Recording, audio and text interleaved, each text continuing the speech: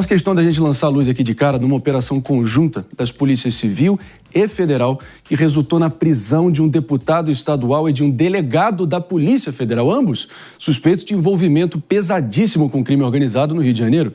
Vou com o David de Tarso para trazer os detalhes aqui pra gente. Vamos lá.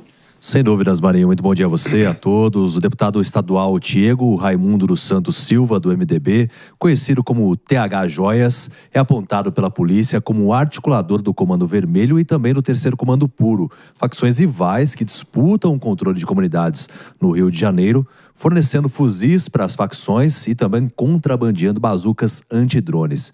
Ele também empregava no gabinete dele a mulher de um traficante. Já o delegado da Polícia Federal, o Gustavo Estel, preso na mesma operação, repassava informações sigilosas sobre operações policiais contra traficantes e ostentava uma vida de luxo nas redes sociais, conforme as investigações. Numa das publicações, ele inclusive exibiu a noiva ali com um anel confeccionado pela TH Joias. O delegado foi preso no aeroporto do Galeão enquanto dormia no plantão, mas pelo jeito ele estava bem acordado para outras questões relativas ao trabalho conjunto, não contra o crime, mas sim a favor do crime, sendo que ele deveria fazer o oposto, né?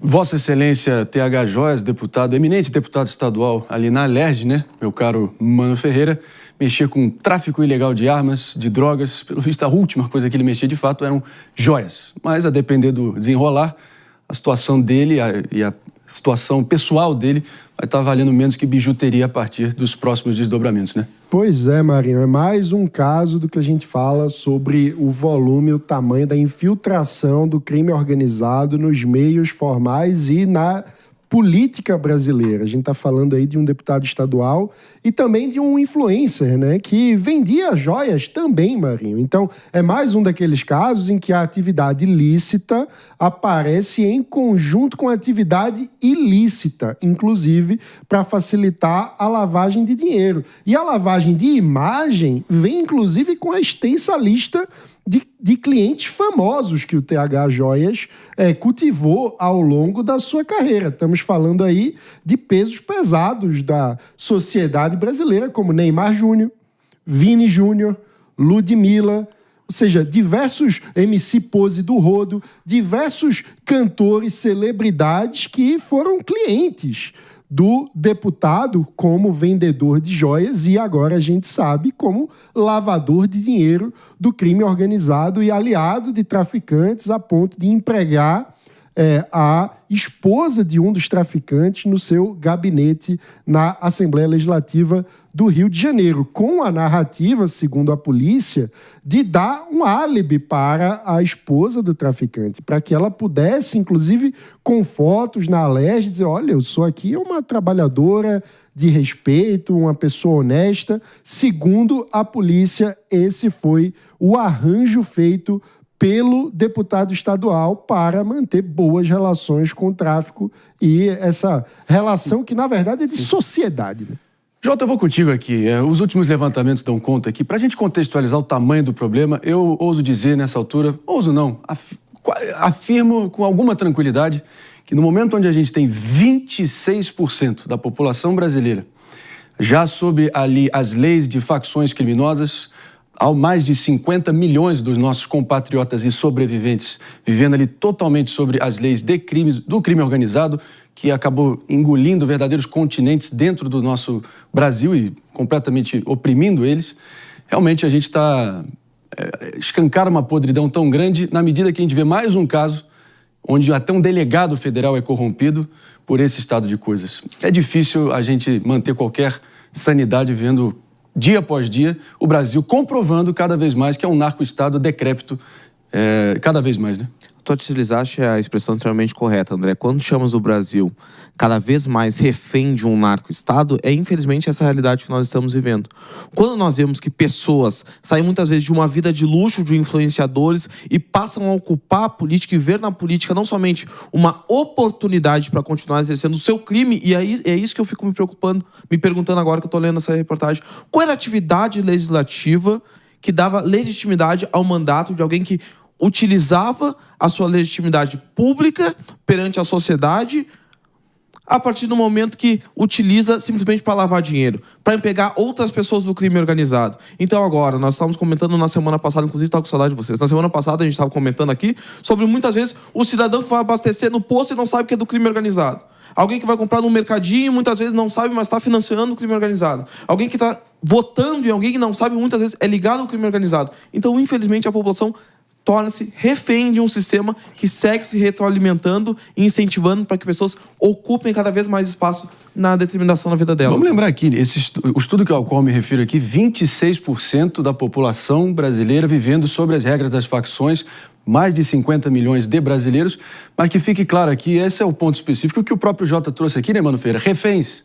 A esmagadora maioria desses 50 milhões, mais de um quarto da população brasileira atualmente, reféns de uma minoria absolutamente, enfim, violenta e que acaba oprimindo essa gente. Então, não deixa de ser altamente preocupante o número, mas acho que talvez se alguma perspectiva de redenção e reversão desse jogo é o fato de que a esmagadora maioria, em algum momento, está clamando por essa libertação desse estado de coisas, né? Pois é, Marinho. A sociedade clama por paz, clama por segurança, inclusive segurança jurídica, por estabilidade nas normas e na forma de poder viver a vida em busca de uma prosperidade honesta. Ocorre que é muito difícil no contexto que nós temos a infiltração do crime organizado sobre as atividades lícitas. Veja só a gravidade desse caso. A gente está falando de um deputado estadual que, oficialmente, no seu gabinete, dizia atuar pela segurança pública. Exatamente. E que, ao mesmo tempo, era sócio do crime organizado. A gente está falando de alguém que, como influencer, como vendedor de joias, estava com a sua imagem atrelada a celebridades que, a princípio, não tem nenhum tipo de envolvimento conhecido com crime organizado. Estamos falando de Neymar, de Vini Júnior, estrelas do futebol brasileiro. Ludmilla, uma das maiores cantoras do show business brasileiro.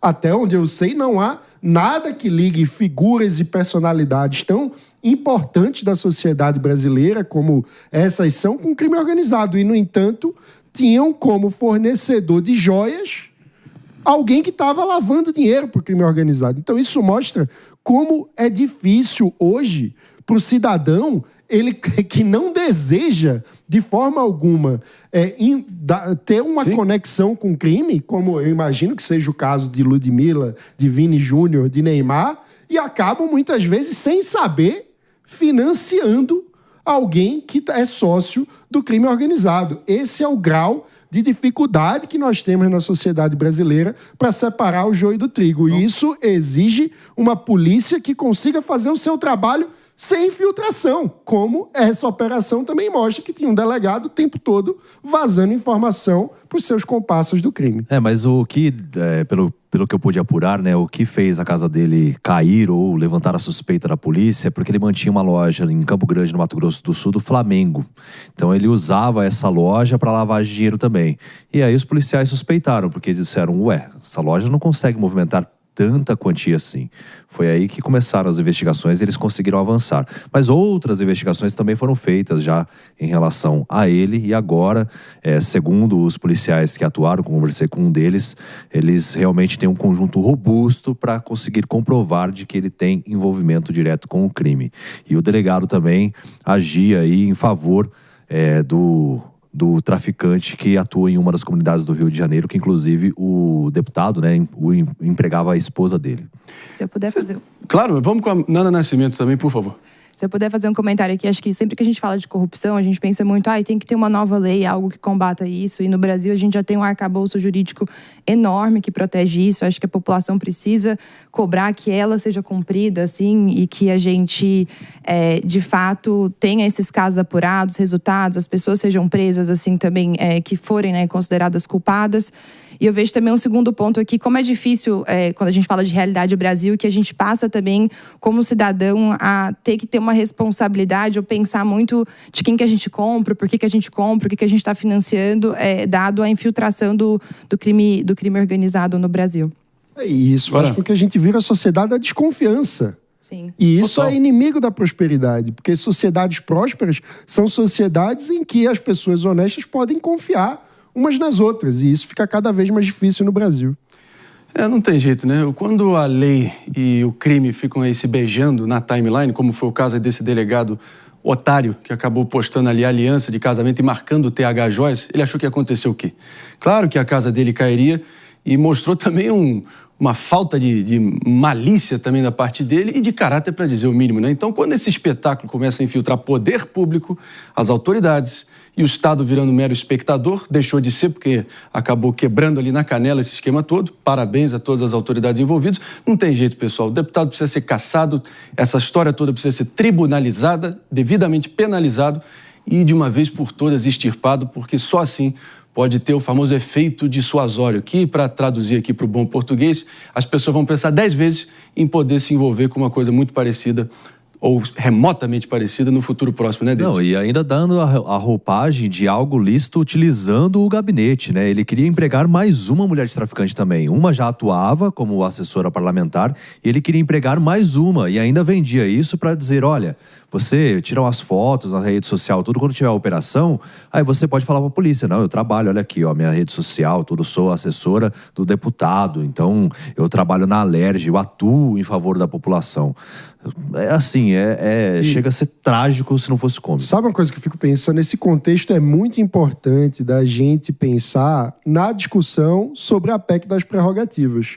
Porque a gente viu, na semana passada, o Congresso Nacional tentando criar uma legislação e que, certamente, se for aprovada no Congresso Nacional, vai acabar tendo um efeito cascata em outras assembleias legislativas e câmaras de vereadores. Abre precedente, né? De fazer uma blindagem para que sequer a investigação, sequer o inquérito possa ser feito quando o personagem envolvido é um político com mandato. Ou seja, na lógica do que queriam aprovar na Câmara dos Deputados e no Senado Federal, essa operação do Rio de Janeiro não poderia ocorrer.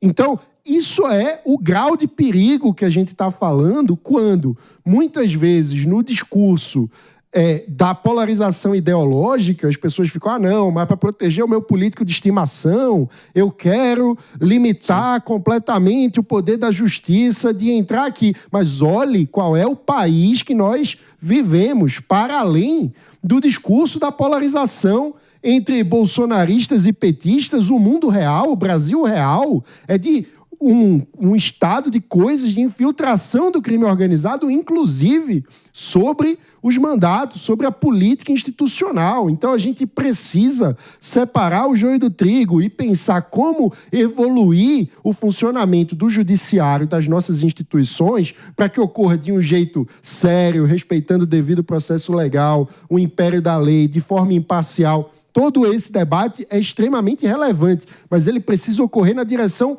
correta, que não é criando escudos para garantir a impunidade de alguém que tem mandato, porque isso seria o caminho para liberar de vez a consolidação de um narco-estado no Brasil.